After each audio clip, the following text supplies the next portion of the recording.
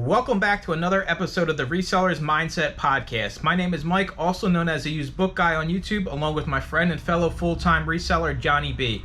We help people start and grow their reselling businesses from the ground up. We also have a weekly Zoom call and private Discord for all YouTube members. Head on over to youtube.com/usedbookguy to join the channel and gain access to the full-length podcast, Zoom call, and private Discord today.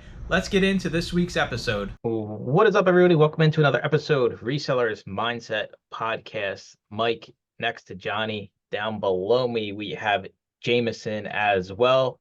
Special guest on this episode. Fellow YouTuber. So I always I don't know. I guess I treat the YouTubers a little bit more nice than the people that don't have YouTubes because I'm a YouTuber. So I got to kind of look out for those other YouTubers out there in the universe. But without further ado, Jameson's going to introduce himself, what he does, how we started, and me and Johnny are going to pick on him for the next hours. Yeah, I think you guys are going to learn a lot from this episode. So Jameson, take us away, sir. So what's up, everybody? My name is Jameson. I go by 11 Inc. on all social media. Jameson 11 Inc. YouTube, Instagram, all that stuff. You can find me. But I actually sell full-time video games.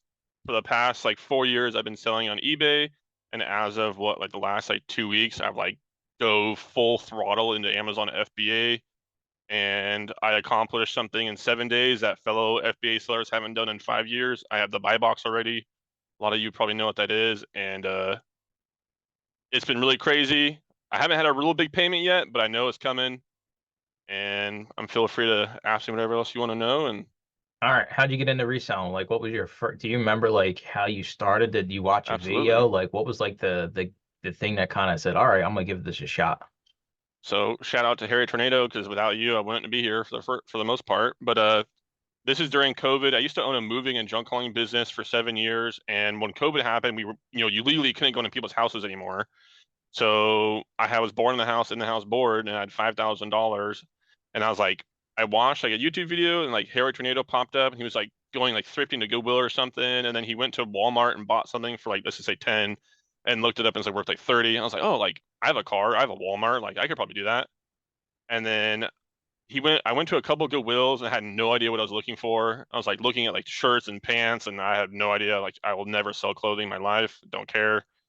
And I've always grown up around video games, so I'm very heavily focused on video games, but that's impossible to survive at a thrift store route selling video games.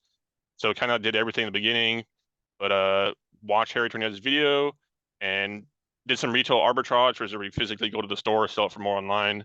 And I went that same day, and my first ever big score for retail arbitrage was, maybe Josh or Mike can put up a picture of it or something. I'll send you a link or something.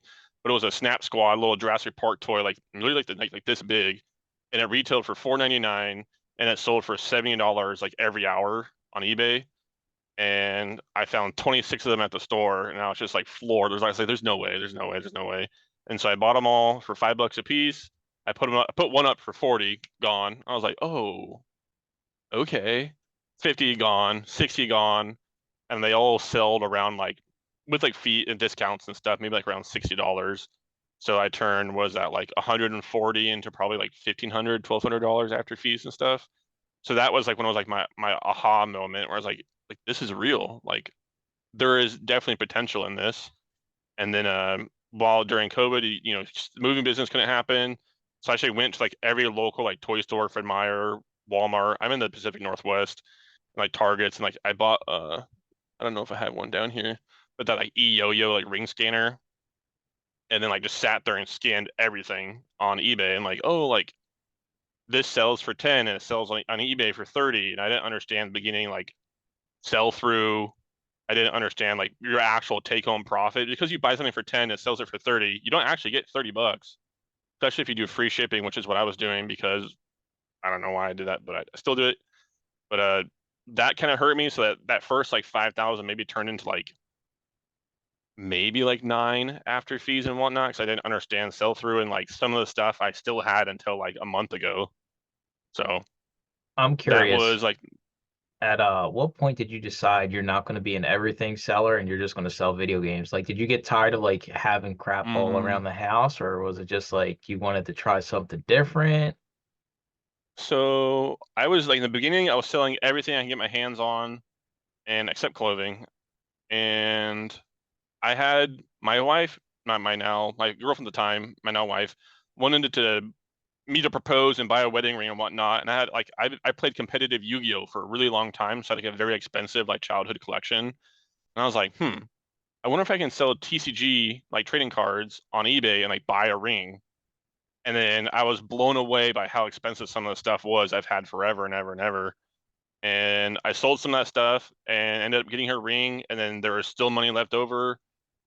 And I went down a whole rabbit hole of selling trading cards on eBay and like spreading my time so thin. I was like not profitable. Like, granted, I was profitable, but like Johnny helped me out a lot during this. Like, he's the reason why I stopped that whole train.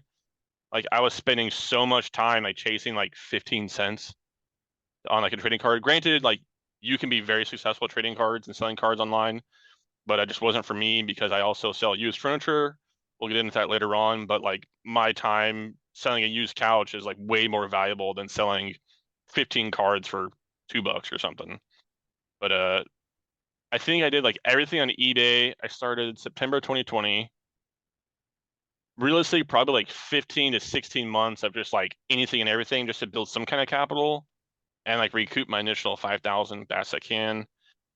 And then it wasn't until like maybe like a legit like 3 to like 9 months ago, somewhere like in that period, is like when I zoned in like heavily into video games because I built up more capital.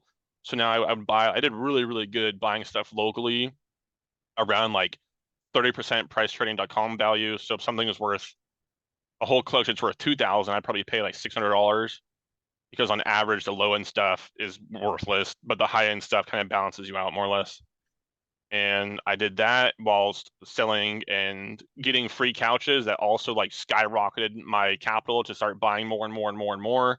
I turn a free couch into $500 consistently every day is just crazy, but it's definitely doable. Trust me. And yeah, then Well, as I of the mean, last like I guess month, you had the junk business, so like the right? furniture kind of was already up your alley. But I mean, some of the flips you post, it's just insane to me that you literally get these items for free and you sell them for $1,000 like over a Yup. weekend. It's like give me a little bit of insight on the furniture side of your business. So I had to go back a little bit because when we had the moving business after COVID, we kind of kept afloat because we did like staging, which is like when a house gets put on the market, we like deliver the furniture from a client's warehouse, blah blah blah. And then so I touched a lot of furniture, like high-end designer stuff. So I kind of had an eye like, oh, like, that's cool. Like, what's that brand? And like, oh, mental note, cool. And then like, oh, how much did you buy that for? Oh, you bought that couch for $7,200. What the heck? That's garbage. But people buy it because it looks nice, and that kind of like started my brain trickling down that way. And then when the junk company was able to open back up, it went the whole time during COVID, but like full force is we'd have people like bring the stuff to the curb and we just like drive by, pick it up and go. So like we didn't have to go in people's homes, and that like saved a lot of time. And I started like I think the first ever like couch I sold was like we got it for free. I was paid actually to take it. Someone paid us $800 to clear out their whole garage, and I sold that couch for $50 in like an hour. I was like, oh, $50 is $50. Like, I could buy a bottle if I wanted to and have fun with my friends or whatever at the time. And then like, oh, like I do $100 and kind of just like start like leveling up that way. And like, no matter what, I was paid. I was profitable no matter what. Like I was getting paid hundreds and hundreds of dollars just to take this stuff. And majority of the time, I never went to the dump because it all got like sold off or like donated, or I kept it. The balancing act, right? So you're getting the furniture. I know you still do it with your wife, and you're building up you switch from eBay to Amazon. How do you balance both of these things? Because I feel like the furniture is kind of like if somebody wants the couch going, like they're just gonna want it going right away. They don't want to hold it for you for the day or even 2 days. They just like, hey, get this Right. out of here. Compared to Amazon, So where you like kind of can work it into your schedule. So how's that look for you? like where I'm at now, I'm pretty like deep into the couch reselling, furniture reselling game. I have like a very good eye, and I have like a threshold of $400. I'm not gonna if I can't sell for $400, I'm not gonna go get it. So that's like a really good threshold because in the beginning I was getting like, oh, like that's like $30, and $30 is $30 at the time when you're broke.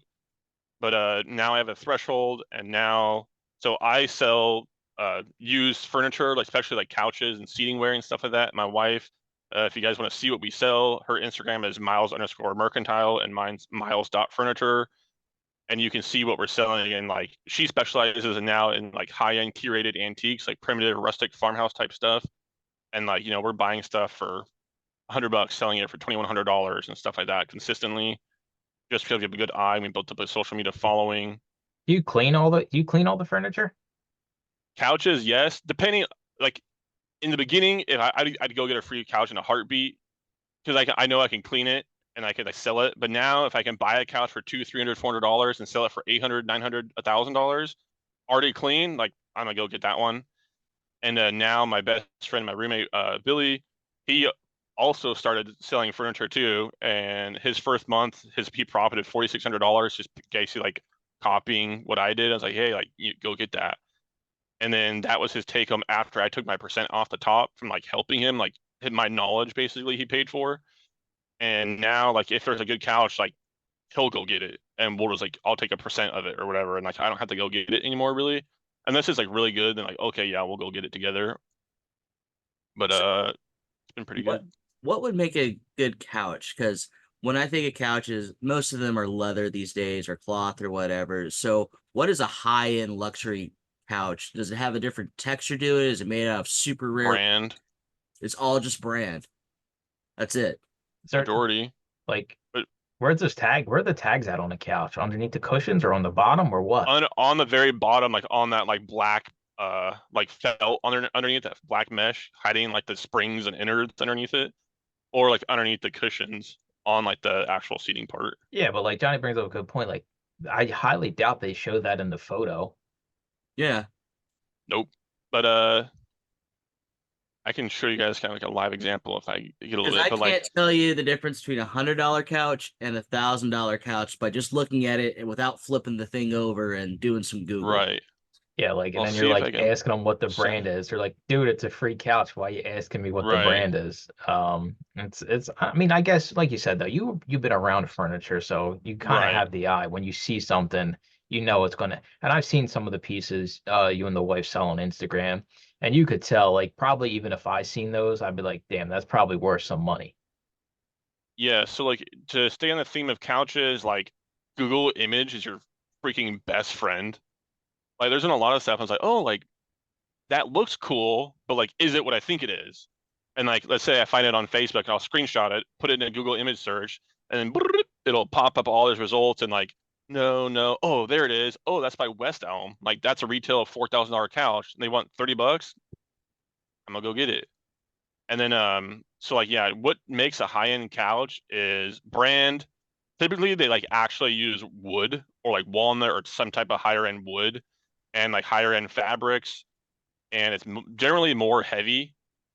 So that means, and higher end cushions and, that kind of stuff. And they'll also, the brand carries a lot of weight. Like some of the really top stuff I've sold is like Restoration Hardware Cloud Couch, which like retail is like $25,000, $30,000 for a freaking couch. Well, here's what I'm trying to figure out. So you're looking at this thing either on your phone or computer. How do you know to go get it without wasting your time? Like, because you're just looking at a photo. I have like an automatic like send message. I was like, hey, like, is there any rip stains, broken things, or anything gross? Because if there's cat urine, nope, bye, I'm out. If there's smoke, nope, bye, I'm out. And like I asked a lot of questions at first, unless I know the brand's good and I know I can fix it right off the bat. Like, hey, what's your address? I'll be there in 20 minutes. Here's $50 Venmo.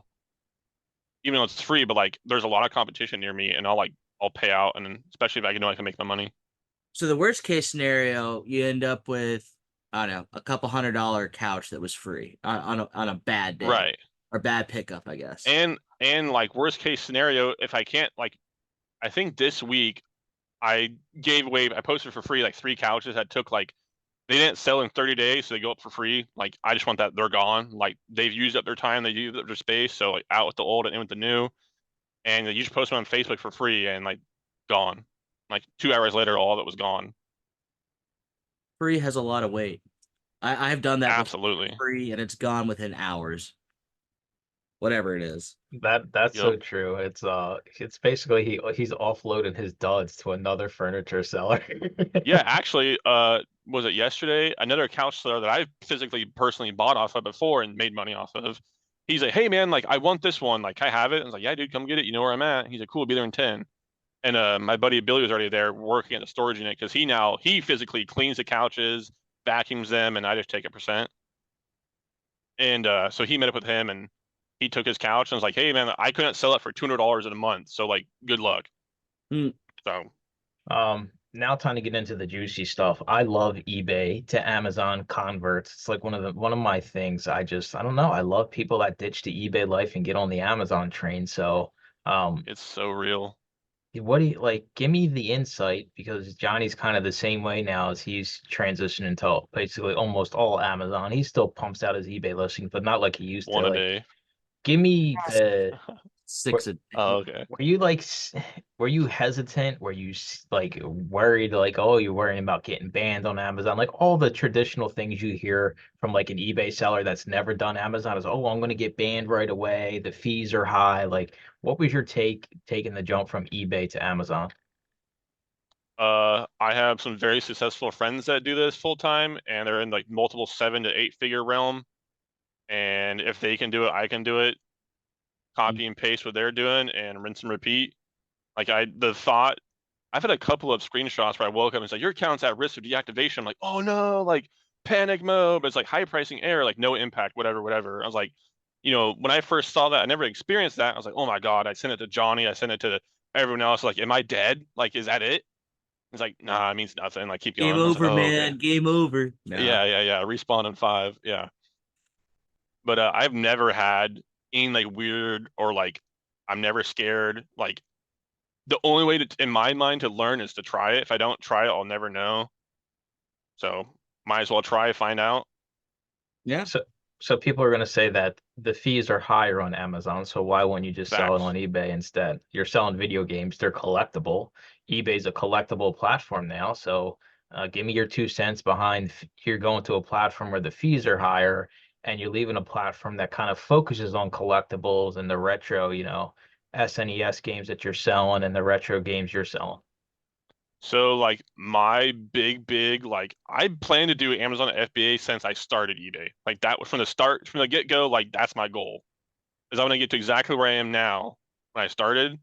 And so like my whole like timeline of getting here took a long time anyways. But the big reason was like I can have my basement back. Like all the stuff I just store for eBay is now in some Amazon warehouse around the country, and I don't have to deal with customers.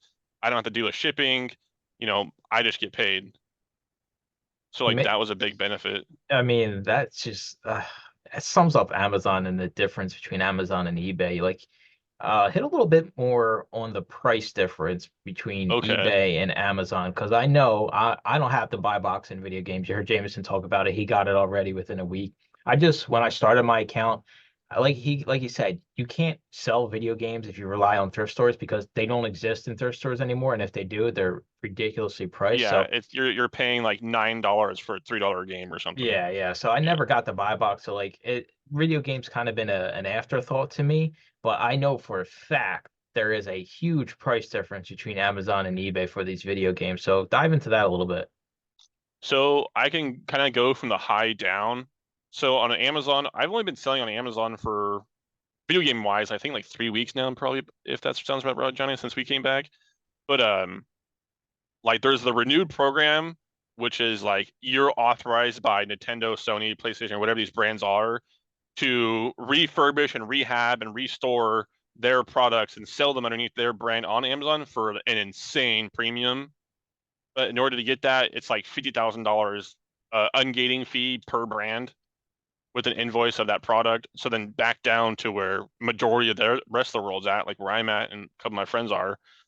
Um, you can go on to eBay and like for example, like I buy these all the time for like on eBay like $20 to $25. But it's better if you can buy them in like lots. So if you can buy a lot of I love retro games, but if I can buy a lot of these for like I think I paid like $130 for these. But I can take a Super Mario game on eBay is like $25, $30. On Amazon, it's like 55, 60 by itself. But then you can go one step further and you can bundle it with a Super Nintendo. Oh, it's over there. But and now Super Nintendo goes for the console on like eBay is like 100 or 120 free shipping, give or take, depending on condition. And now it's 230 because I added this game. And like there's some crazy insane margins, and Amazon has substantially more fees, yes, but like the speed at which you sell is unmatched. Like I don't understand it. If people don't understand sell-through rank and stuff like that, like a rank like 2000 in Amazon video games is like gone, gone, gone, gone, gone, gone. But then like that same game on eBay you might have for like a week potentially, So and then so the people who are buying it, why don't all eBay video game sellers just sell on Amazon? in my mind, it's like a filter. A lot of people are scared. A lot of people are afraid to try. A lot of people think it costs a boatload of money. It does not. It is extremely frustrating though, for sure. Like to start, and like if you don't have like a good community or like someone like one of you guys or other people just like, hey, like hold my hand. It's very, very difficult in my opinion, especially because like any moment Amazon can just shut your store down. Like no question to ask, no nothing. It's just like Yeah, a big filter. that is true. I guess that's kind of like it's a good thing if you're going to resell on Amazon. Is it is a lot more of a pain in the ass getting your account even set up. They got all these hoops you got to jump through. There's so many, nothing straightforward.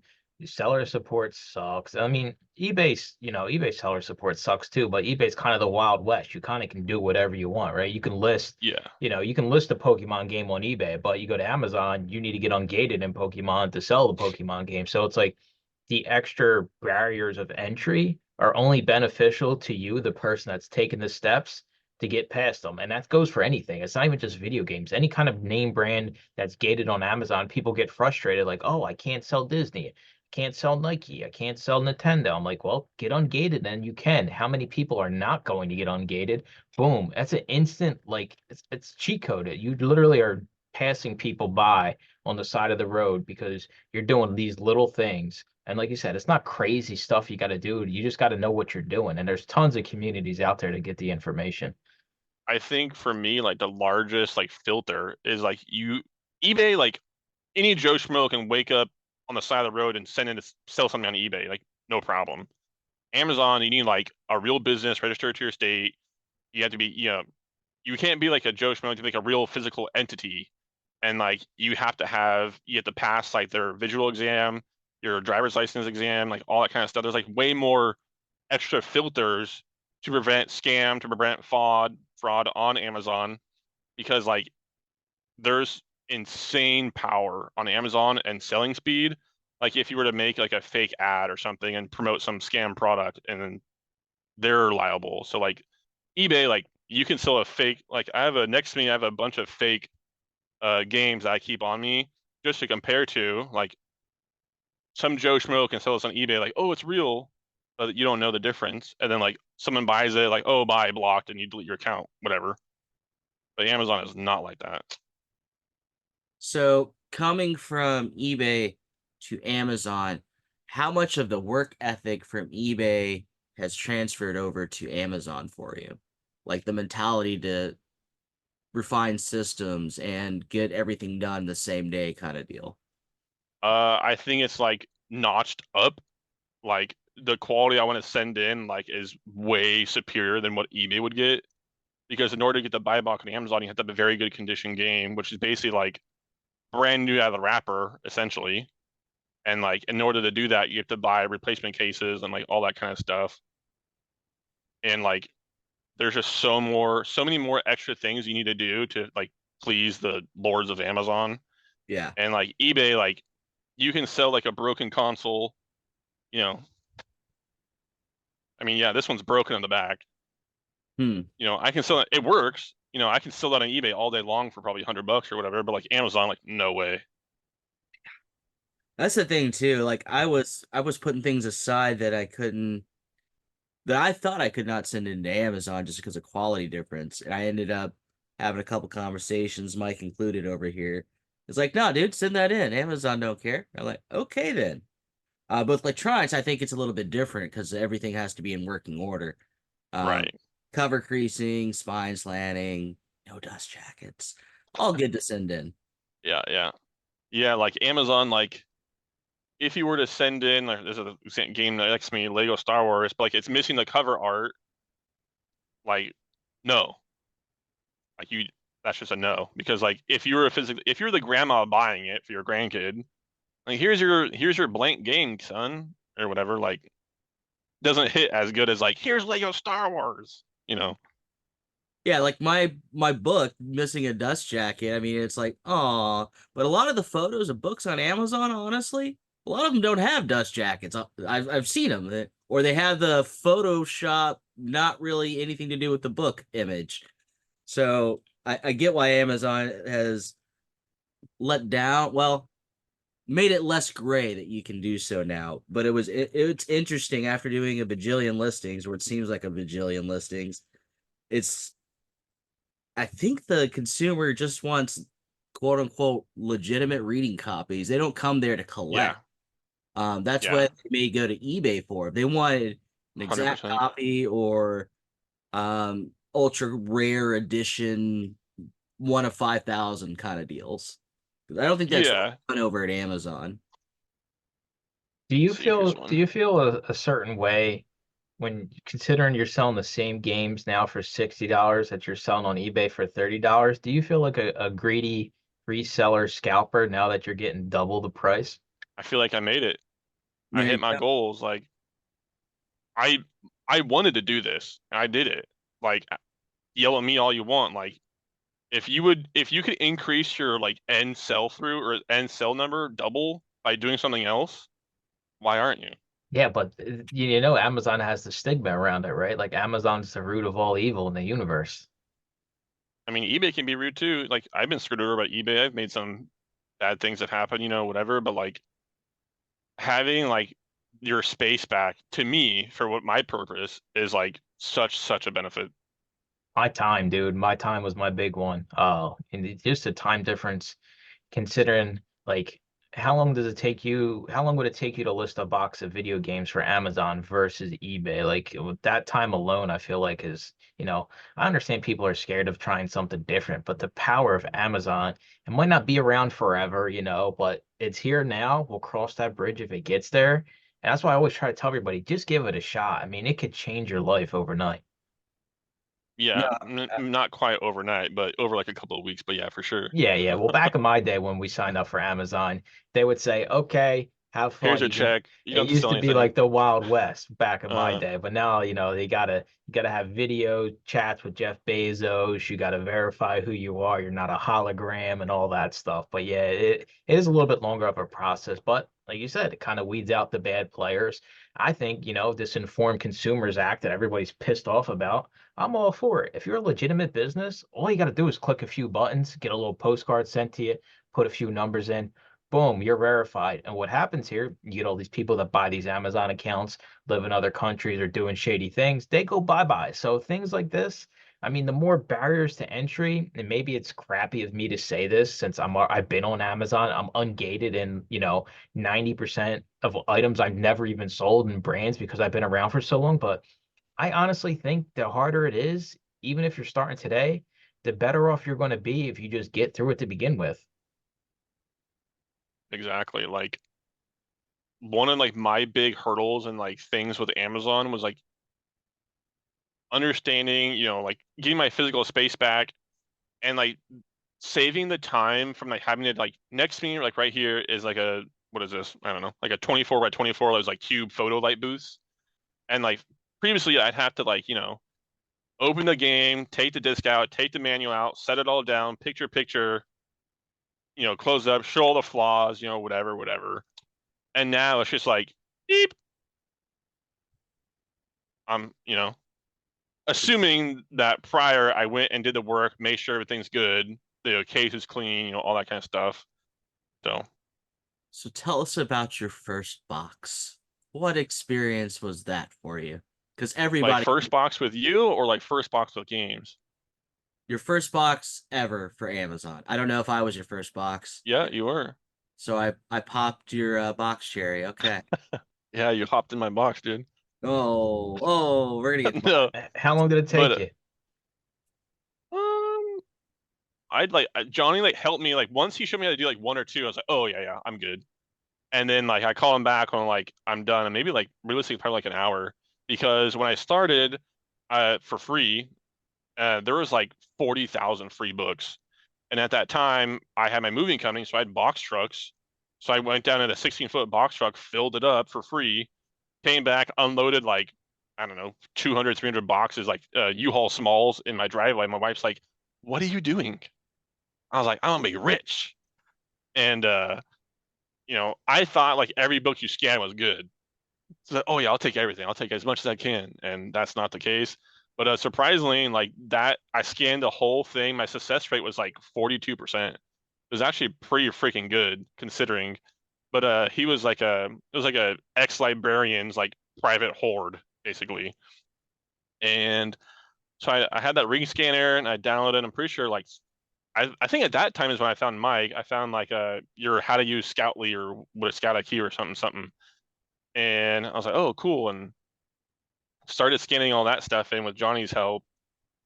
And I didn't understand how to like print my little F and SKU stickers. I was like, oh, where did I put them? Like, is this good? Is this good? Like showing all these things like, because I don't know what I'm physically looking at. It's a book. I can read it great, but is that good quality? Is that very good? Is that poor? So like learning like all the different like scales of quality is like kind of like hard in the beginning, but like once you like sit down and do your first box of whatever niche you want to be in, like you're just off to the races. So like maybe like 10-minute phone call with Johnny. So I had like my laptop in the garage and there's a huge wall of books behind me. I was like, hey man, like now what? I got the books. How am I become rich? And he's like, oh, like, well, grab a box, scan it. He's like, I was like, well, this one's got stickers. Like, should I take it off? He's like, set it aside and keep going. And Yeah. so like, having that system too is like scan everything that didn't have a sticker over the barcode and like, just keep going, set it aside and like, eventually come back to those. Mm-hmm. And that was like, oh wow, like what a crazy time sink. And like, Yeah. Yeah. Because he was doing one by one and like, whoa, okay. yeah, I gotta I'd open it. scan the barcode. Oh, next one, a sticker. I'd open up, type in the ISBN. I'm like, oh, darn. Now, Just stay total inside. waste of We'll time. come back to that pile in a minute. Do the ones with the Yeah, barcode yeah. first. Yeah, yeah. I And I need a came back to shirt that that says pile like that. 9 months later. Like A all the shirt that stuff that has says stickers.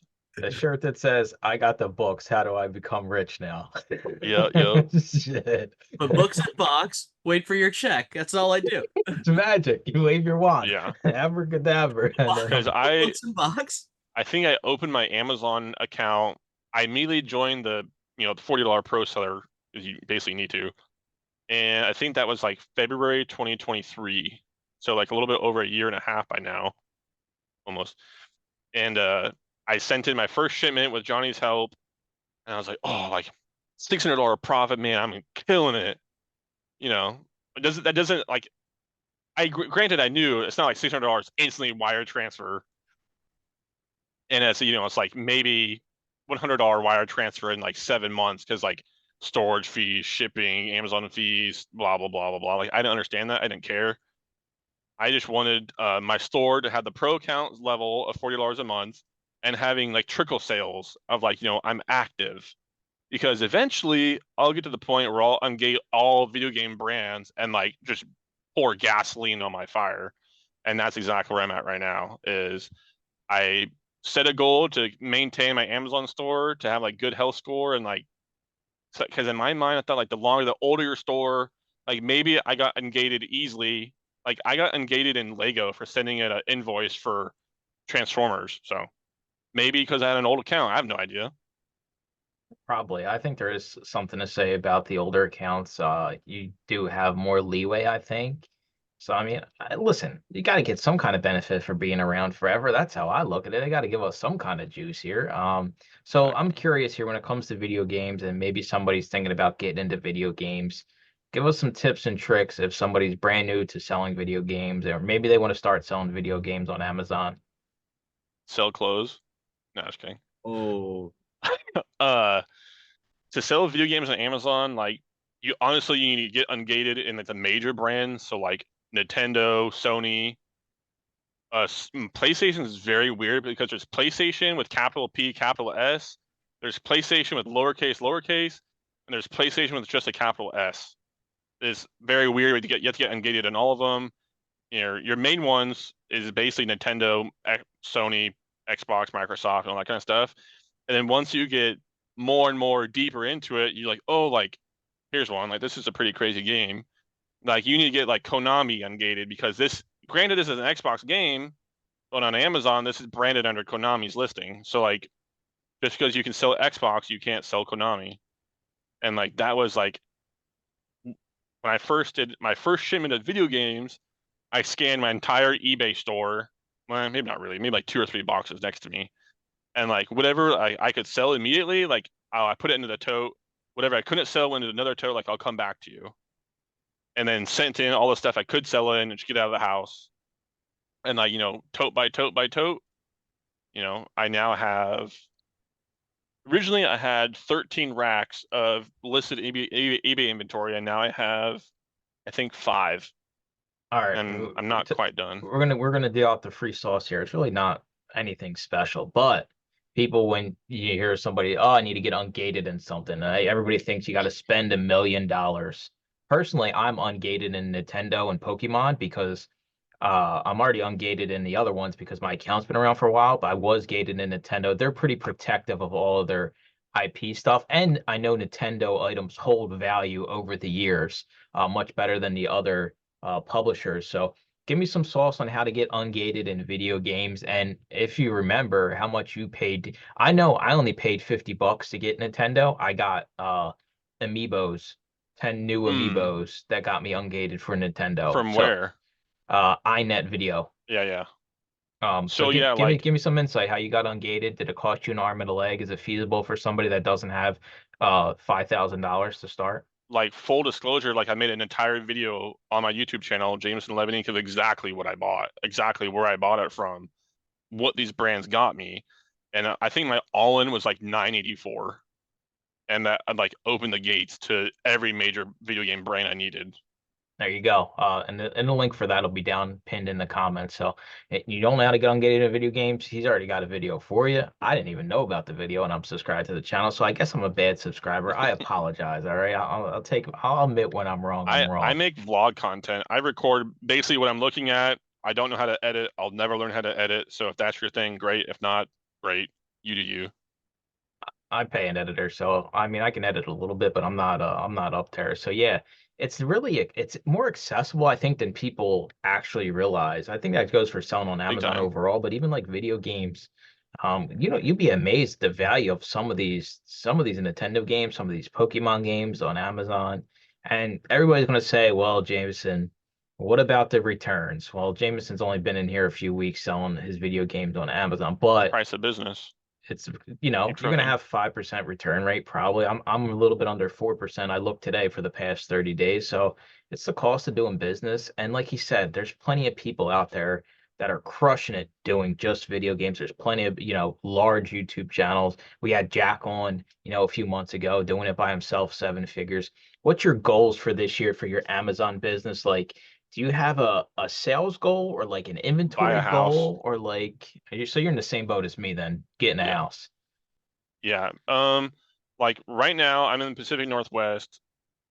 Like with my same income currently right now, I'm approved for like 380,000.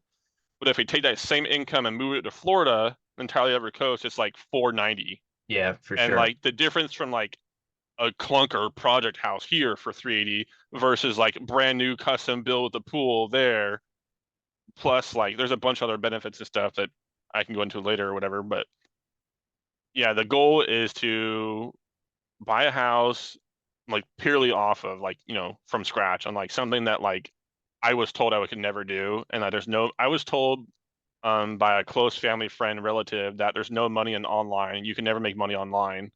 And now I'm making their entire income in a month. So have you talked to this person recently? Yeah, it's my mother-in-law. So yes. Oh man, that's you. That's but murky waters. Good luck, Chuck. Yeah, but it's been great. Like it's eBay alone, watching like tech and sports videos. I met him, I met Johnny, I met Jack, like all the big people I looked up to and all the people that helped me out like tremendously. Without them, I don't think I'd be here. Maybe I'd be here, but like in like 2, 3 years time, because like Yes. talking to them, like just like I was going this way, like, hey, there's a shortcut to go this way. I'm like, oh, cool.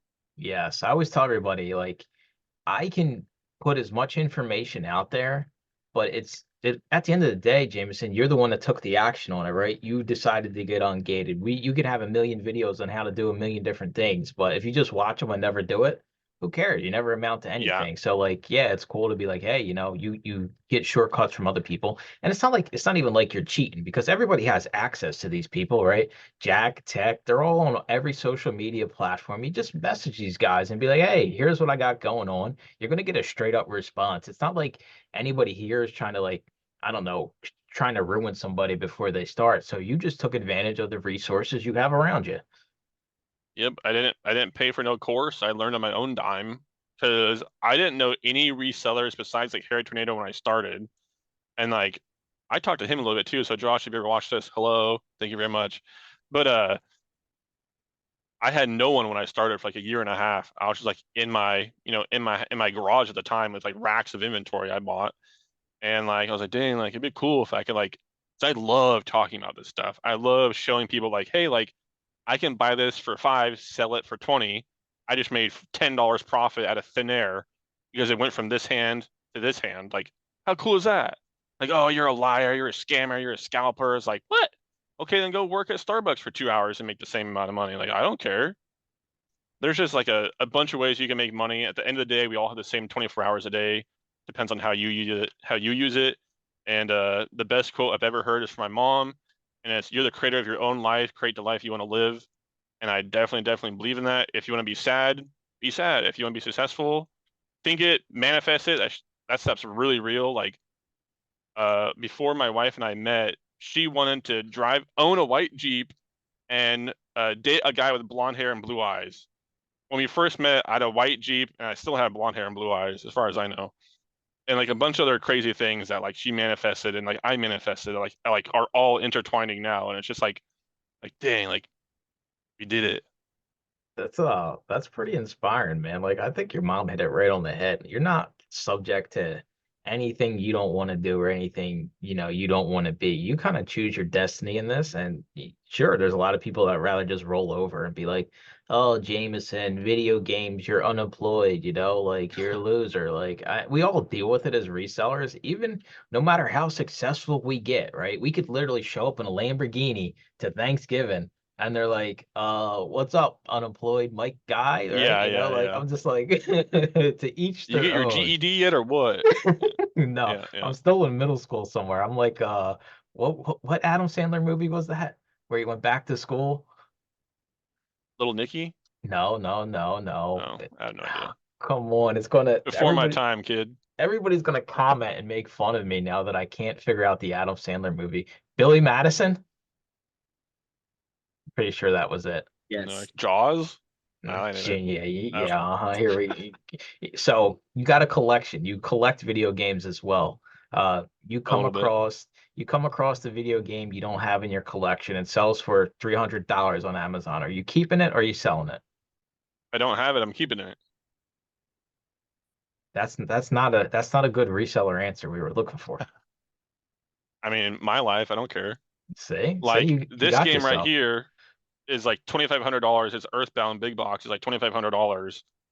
I got on a crazy deal because I joined other reselling discords and stuff, and people know I collect Super Nintendo. They're like, hey, like I got this. Like, do you want it? I was like, I mean, yeah. Like, what do you want? He's like, oh, like I want $1,100 plus I'll throw in this other stuff that I didn't have. I was like, cool. Yeah, And then I think the validity there is maybe, back before you started anything, because me and Deb have kind of gone down the same path as we used to be so broke. Like we would buy like an iPad for Deb, and then like we couldn't make the bills and we have to sell the iPad. And then we wound up buying an iPad a few months later when we had another few $100. So like as you change your situation and reselling and your finances overall, you kind of can it's easier to make these decisions. If you want to collect things, sure, there's no problem doing it because the $300 isn't, your grocery money and half your rent money this month. So it is kind of, as you grow your business, and as long as you're smart with your finances, you can do these kind of things. You can hold on to a $3 game or a $2,500 game sitting behind you. I'll give you $50 for it. You can take a picture for $50. You can Venmo me right now. I seen on eBay they're selling for $50, dude. I'm not paying the LOL. Amazon price. Uh-huh. That's the eBay price. You can't even buy that on Amazon. Amazon But is 50 yeah, like million. my whole Super Nintendo collection, everything you see behind me, I got for, in theory, free, because my whole goal was to collect the whole Super Nintendo library, like 721 games complete in box for $0 out of pocket, with the sole challenge of like I have to find a free item on the side of the road, couch, chair, whatever it is, sell it locally for 50 to 100 to $1,000, whatever it is, and then I take half of that money, and like that's my Super Nintendo budget. And so I'll go on eBay and spend half that budget. Like, oh, cool, add to cart, buy on a 2% cashback credit card too. So I was like, oh, getting a little kickback extra too. But yeah, it's pretty cool. All right. And like all of this is a write off too. So like I need it for my business. Yeah, your business, your collecting I business. will sell it. Like if I had to sell everything to buy a house, Dude, I'm in the same boat. I swear to you, I was thinking about this the other day. I'm like, I would part ways with all the collectible stuff I have because, that's kind of like the progressive steps for a lot of us. You start reselling, you just want to pay your cell phone bill or be able to buy, Chipotle or McDonald's, and yeah, it just goes to the next thing and to the next thing. And it's funny that we're kind of at the same point here when it comes to, looking for houses and trying to get a space that, works for us and pay off a house and be able to retire with a whole lot of money and not really bust our ass as much as we have, right? We put in the time now so we don't have to later on. That's kind of how I look at it. So I think we're going to wrap it up here. Final thoughts, Jameson. Where can people find you? Your overall take on tips and tricks for a brand new reseller, and what are some of your goals to end this year when it comes to how much in sales you want to do at the end of the year? I guess we'll start there. Give me a number. The end goal sales for this year is hopefully I can do $250,000. Last year I did well over 100,000 just on eBay, but I want to do $250,000 alone, and that's with like eBay, Amazon, and furniture, which I think I can. If what people are telling me is true, Q4 is super crazy. Like, oh, I'll hit that no problem. And like tips to people starting now, there's like so many YouTubers you can watch and go down like crazy rabbit holes of learning stuff. But like the best way is learn it yourself. Like seriously, brute force. Like go out there, download the eBay app on your phone. Like go to whatever your store is. You go to yard sales and like just scan something. Like type it in. Like like Furby, brand new, 1996. Like whatever it is. Like do your research. Don't just like I hate the questions like, hey man, like I got this. How much? It's like, Yeah. man, do your research. Hey, it's like that photo I sent you, that Killer Instinct pen. I had no idea Yeah. what it was. I was just like, oh, Killer Instinct. It's a game. You might like it. All right. So where Oh, can people find you at? I think pretty much all social medias is Jameson11 Inc. Like Instagram, YouTube. I think that's all I do.